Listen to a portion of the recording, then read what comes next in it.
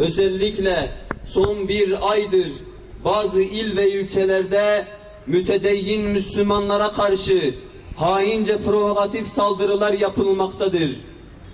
Müslümanlarca mukaddes sayılan Kurban Bayramı günlerine bile tahammülsüzlüğü olmayan bu kendini bilmez, akıl ve vicdan mahrumu kesim bayramın hürmetine çiğneyerek bazı il ve ilçelerdeki dindar derneklere saldırılar düzenledi.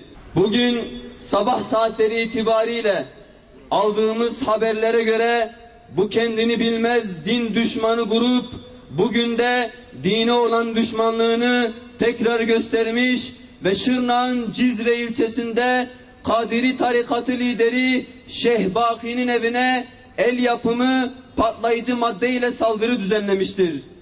Buradan da anlaşılacağı üzere bu din düşmanı grubun derdi sadece belirli bir kesim değil. Bunların asıl derdi dine hizmet eden tüm İslami çevrelerdir. Eller kırılsın!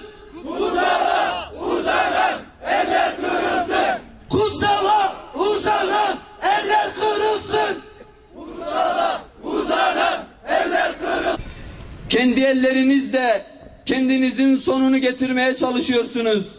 Şunu da iyi bilin ki bu halk kendi kutsallarına yapılan hiçbir saldırıyı hiçbir zaman unutmaz ve yapılan her türlü saldırının hesabını er veya geç sizden soracaktır. Tekbir! Tekbir! Tekbir! Yerel savunma güçleri adı altında yerleşim yerlerinde hakimiyet kurma isteği ve saldırgan tutumuna karşılık gösterilen ihmalkarlık Müslüman halkımızın sabrını taşırma noktasına getirmiştir. Acaba Müslüman halkımız PKK'nın bu sokak çetelerine karşılık kendini savunmak zorunda mı bırakılmak isteniyor?